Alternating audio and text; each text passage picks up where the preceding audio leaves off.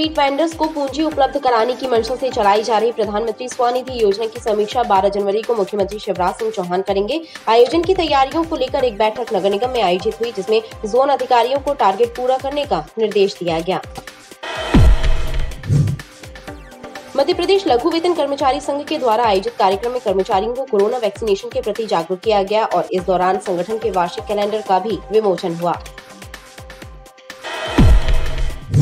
ज्योतिष कर्मकांड नहीं बल्कि एक विज्ञान है, जिसके गहन अध्ययन और अनुसंधान से सटीक रिजल्ट प्राप्त किए जा सकते हैं। इन्हीं मूल्यों की पुनः स्थापना को लेकर प्रदेश स्तरीय ज्योतिष कॉन्फ्रेंस का आयोजन रानी दुर्गावती कला वेदिका में किया गया, जिसमें 100 से ज्यादा ज्योतिषाचार्य शामिल हुए। वरिष्ठ नागरिक एसोसिएशन का 10वां वार्षिक सम्मेलन संपन्न हुआ, जिसमें वरिष्ठ नागरिकों की समस्याओं के निराकरण पर मंथन हुआ और साथ ही 11 सूत्रीय मांगों को लेकर प्रधानमंत्री के नाम एक मांग पत्र भी सौंपा है।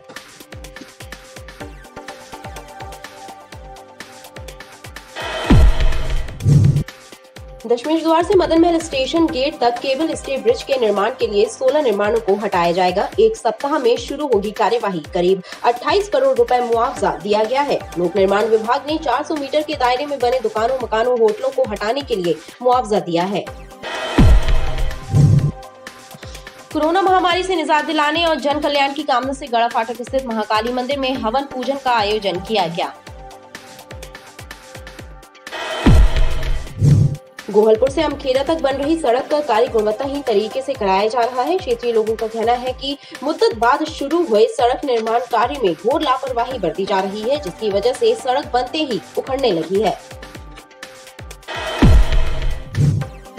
नागरिक उपभोक्ता मार्गदर्शक मंच के बैनर तले विभिन्न संगठनों ने बिजली विभाग के विखंडन का विरोध किया और सिविक सेंटर में विरोध प्रदर्शन करते हुए आंदोलन जारी रखने की चेतावनी दी है। इंडियन मास्टर्स एथलेटिक्स द्वारा 41वीं राष्ट्रीय चैंपियनशिप पांडिचेरी में आयोजित की जाएगी, जिसमें प्रदेश के 75 खिलाड़ियों में जबलपुर के 45 खिलाड़ी शामिल होंगे। लिहाजा प्रतियोगिता के पूर्व खिलाड़ियों से चर्चा की गई।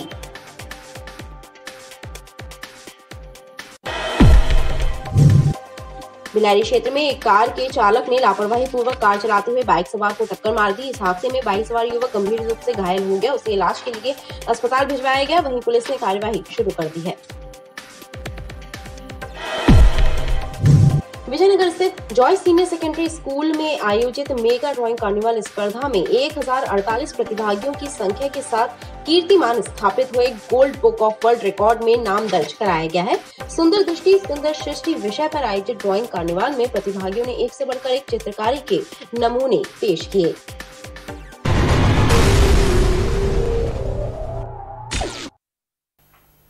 नमस्कार, बीडीवी न्यूज के इस बुलेटिन में आपके साथ मैं हूं स्वाति। शहर से जुड़ी खबरों को देखेंगे विस्तार से, लेकिन सबसे पहले एक नजर डालते हैं हेडलाइंस पर। बिजली विभाग के विखंडन के विरोध में सिविक सेंटर में विभिन्न संगठनों के द्वारा किया गया विरोध प्रदर्शन और कार चालक ने बाइक सवार को टक्कर मारकर किया घायल। बिलहरी क्षेत्र की घटना।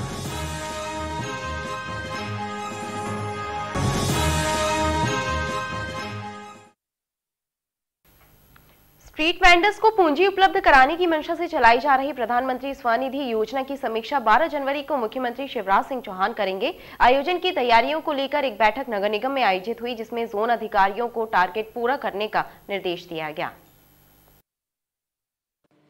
नगर निगम मुख्यालय में एक बैठक का आयोजन हुआ, जिसमें सभी जोन अधिकारियों को निर्देश दिए गए कि प्रधानमंत्री स्वनिधि योजना के लंबित 3000 प्रकरणों को बैंक से जल्द स्वीकृत कराएं, ताकि टारगेट पूरा हो सके। योजना के क्रियान्वयन की समीक्षा सीएम शिवराज सिंह चौहान द्वारा 12 जनवरी को की जाना तय है। प्रधानमंत्री स्वनिधि योजना अंतर्गत इसकी समीक्षा सभी संभाग के लोगों को यहाँ बुलाया गया है। संभागीय अधिकारी और योजना लिपिक यहाँ उपस्थित हैं। पीएम स्वनिधि की ही समीक्षा की जा रही है। कितना करीब टारगेट दिए गए और कितने तारीख का कार्यक्रम? 12 जनवरी को माननीय मुख्यमंत्री जी की आने की संभावना है। उसी को दृष्टिगत रखते हुए 3000 प्रकरण को डिस्बर्स करना है, उसी को लेकर मीटिंग रखी हुई है। वहीं संभागीय अधिकारियों ने अपर आयुक्त को बताया कि बैंकर्स द्वारा सहयोग नहीं किया जा रहा है, जिसकी वजह से लंबित प्रकरणों का निराकरण मुश्किल से हो पा रहा है। मध्य प्रदेश लघु वेतन कर्मचारी संघ के द्वारा आयोजित कार्यक्रम में कर्मचारियों को कोरोना वैक्सीनेशन के प्रति जागरूक किया गया और इस दौरान संगठन के वार्षिक कैलेंडर का विमोचन भी हुआ। कर्मचारियों के हितों के लिए कार्य करने वाले मध्य प्रदेश लघु वेतन कर्मचारी संघ के द्वारा मेडिकल प्रोफेसर को आयोजित कार्यक्रम के दौरान संगठन के वार्षिक कैलेंडर का विमोचन किया गया।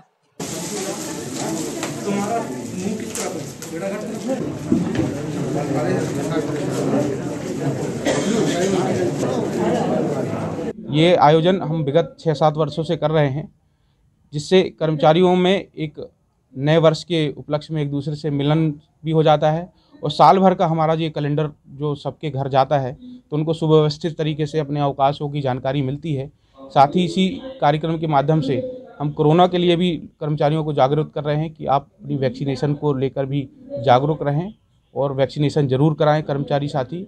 कार्यक्रम के दौरान कर्मचारियों के हितों से जुड़े मुद्दों पर चर्चा की गई और साथ ही उन्हें कोरोना से बचाव के लिए टीका लगवाने के लिए भी प्रेरित किया गया। ज्योतिष कर्मकांड नहीं बल्कि एक विज्ञान है जिसके गहन अध्ययन और अनुसंधान से सटीक रिजल्ट प्राप्त किए जा सकते हैं। इन्हीं मूल्यों की पुनः स्थापना को लेकर प्रदेश स्तरीय ज्योतिष कॉन्फ्रेंस का आयोजन रानी दुर्गावती कला वेदिका में किया गया, जिसमें 100 से ज्यादा ज्योतिषाचार्य शामिल हुए।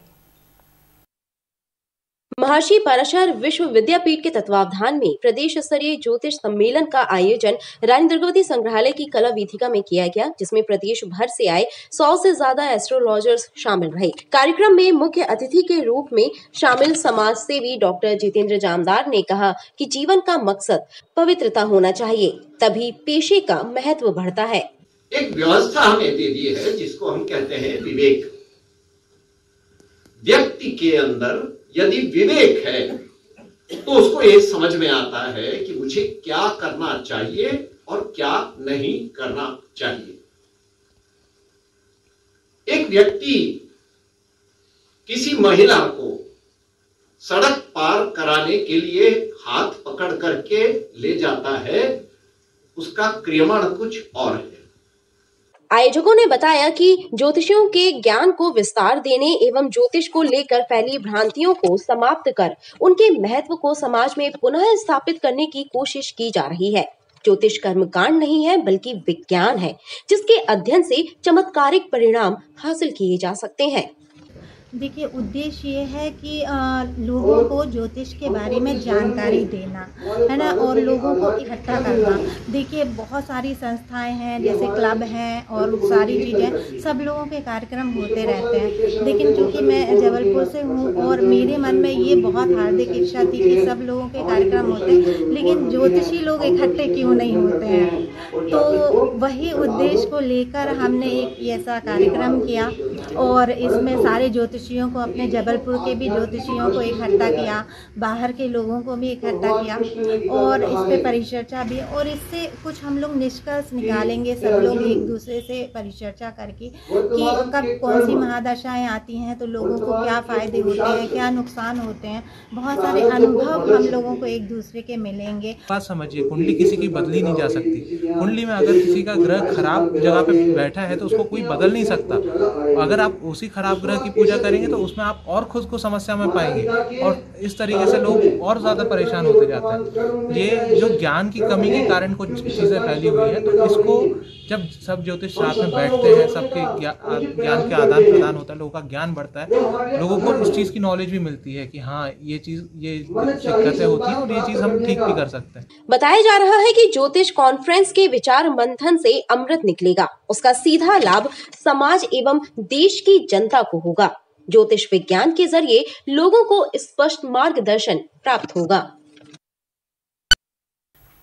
वरिष्ठ नागरिक एसोसिएशन का 10वां वार्षिक सम्मेलन संपन्न हुआ, जिसमें वरिष्ठ नागरिकों की समस्याओं के निराकरण पर मंथन हुआ और साथ ही 11 सूत्रीय मांगों को लेकर प्रधानमंत्री के नाम एक मांग पत्र भी सौंपा है।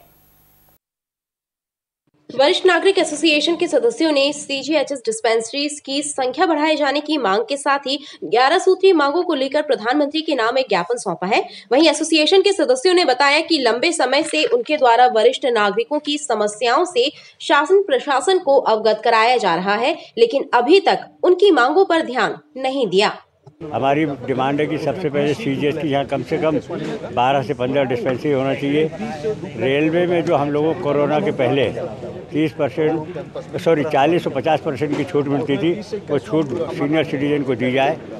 आधार ताल में केंद्रीय विद्यालय खोला जाए। इन सब मांगों को लेकर के हम लोगों ने 11 सूत्री जो ज्ञापन दिया है, डीए हमारा डिक्लेयर किया जाए, जो जनवरी 20 से और जनवरी 21 तक का डीए है, वो डीए दिए जाए। और इसके साथ ही 11 सूत्री मांगों का ज्ञापन हम लोगों ने प्रस्तुत किया है।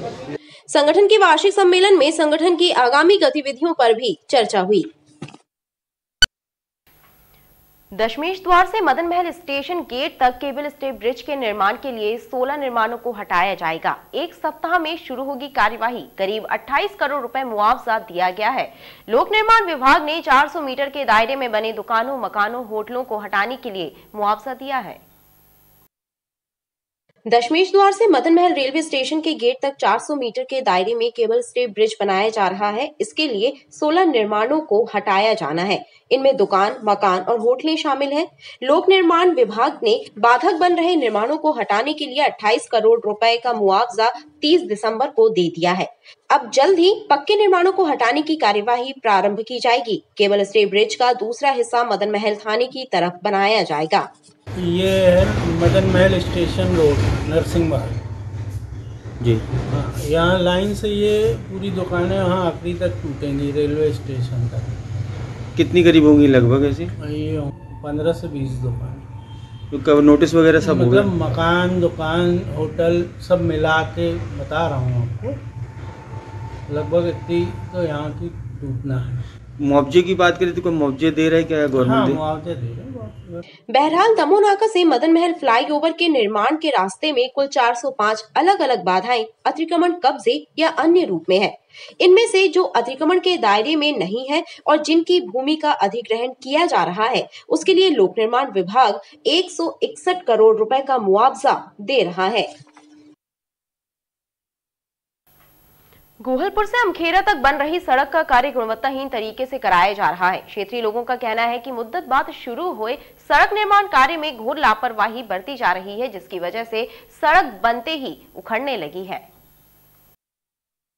गोहलपुर से अमखेरा तक सड़क को नगर निगम द्वारा बनाया जा रहा है। क्षेत्रीय लोगों द्वारा लंबे समय तक किए गए आंदोलन के बाद सड़क निर्माण का कार्य तो प्रारंभ कर दिया गया है, लेकिन कार्य में गुणवत्ता का ध्यान नहीं रखा जा रहा है, जिसके चलते सड़क बनते ही उखड़ने लगी है। इसके साथ ही सड़क का जो बेस डाला जा रहा है, उसमें गफलतबाजी की जा रही है। ठेकेदार और नगर निगम के अधिकारियों की दोस्ती जनता पर भारी पड़ने वाली है। यहाँ के आंदोलनकारी तमाम के तमाम क्षेत्रीय जनों को बधाई देना चाहते हैं कि उन्होंने अथक प्रयास के बाद ये रोड बनना शुरू हुई, लेकिन रोड की गुणवत्ता विहीन रोड बनाई जा रही है। जो साइड में फिलिंग करने के नाम पर जो खुदाई हुई है, 1 फीट खोदने के बाद वहाँ पर मिट्टी वाली हार्ड मुरम डाल दिया गया, जबकि इसमें 3 फीट खुदाई करने के बाद हार्ड मुरम डलना था। जो रोड को बनाया गया उसमें गलत तरह के मटेरियल इस्तेमाल किया जा रहा है। अभी ही आप चलकर ये देखेंगे कि डामल की जो टायरिंग रोड बनाई गई है वो टूटना शुरू हो गई है। घटिया किस्म का इसमें डामल डाला गया है और कहीं भी जो सीवर लाइन के चैम्बर बनाए गए हैं, इतने ऊंचे ऊंचे बनाए गए हैं कि ये रोड बनने के बाद भी ऊंची नोची रोड रह जाएगी। क्षेत्रीय लोगों का कहना है कि यदि सड़क निर्माण कार्य में गुणवत्ता का ध्यान नहीं रखा गया तो जिम्मेदार अधिकारियों के खिलाफ आंदोलन किया जाएगा। जिम्मेदार प्रशासन होश में आओ, होश में आओ, होश में आओ। रोड में गलानी नहीं। नागरिक उपभोक्ता मार्गदर्शक मंच के बैनर तले विभिन्न संगठनों ने बिजली विभाग के विखंडन का विरोध किया और सिविक सेंटर में विरोध प्रदर्शन करते हुए आंदोलन जारी रखने की चेतावनी दी है। नागरिक उपभोक्ता मार्गदर्शक के साथ विभिन्न संगठनों ने मिलकर सिविक सेंटर में विद्युत विभाग के विखंडन का विरोध किया। संगठन के सदस्यों ने इसे जबलपुर की अस्मिता का सवाल बताते हुए कहा कि जबलपुर को शक्तिहीन बनाने की साजिश को कामयाब नहीं होने दिया जाएगा। आप देख रहे हैं इसके पहले भी बीएसएनएल जहां से जा चुका है, LIC जा चुकी है, बहुत सी ऐसी चीज़ें धीरे धीरे उठ के यहाँ से जा रही हैं, लेकिन हमारे जबलपुर के शहरवासी शांत बैठे हैं, जो कि हमारी जनता को भी इसके लिए साथ में आना चाहिए कि ये चीज़ें सबके लिए होती है। ये यहाँ पर प्रदर्शन किया गया और ये निश्चय किया गया कि जब तक के वो आदेश वापस नहीं होगा तब तक ये संघर्ष होगा।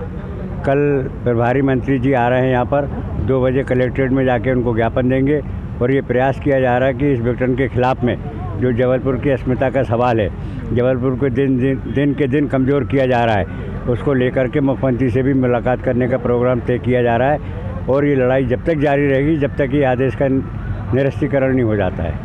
संगठन के सदस्यों ने प्रभारी मंत्री को भी मांग पत्र सौंपने का निर्णय लिया है।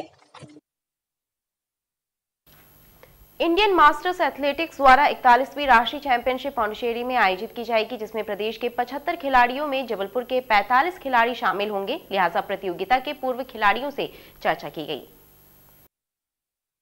4 से 6 फरवरी को पांडिचेरी में इंडियन मास्टर्स एथलेटिक्स द्वारा 41वीं राष्ट्रीय स्पर्धा आयोजित की जा रही है, जिसमें जबलपुर के 45 खिलाड़ी हिस्सा लेंगे।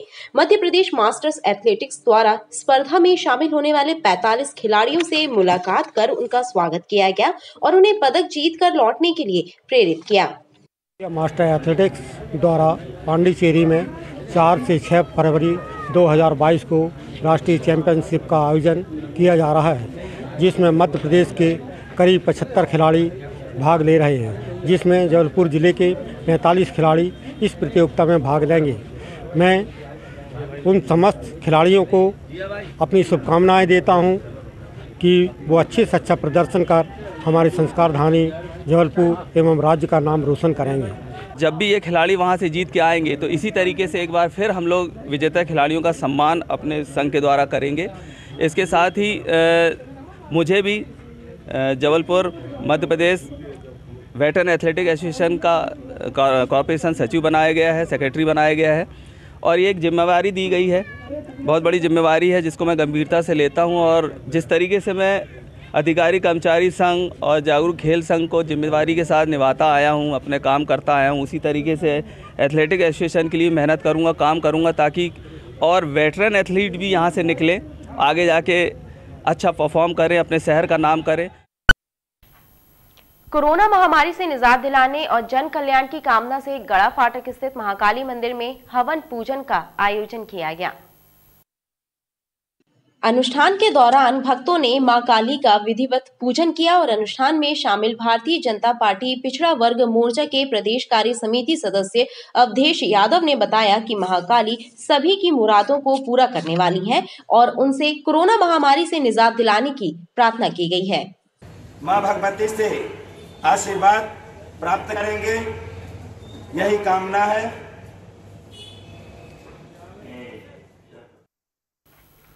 बिलहरी क्षेत्र में एक कार के चालक ने लापरवाही पूर्वक कार चलाते हुए बाइक सवार को टक्कर मार दी। इस हादसे में बाइक सवार युवक गंभीर रूप से घायल हो गया, उसे इलाज के लिए अस्पताल भिजवाया गया। वहीं पुलिस ने कार्यवाही शुरू कर दी है।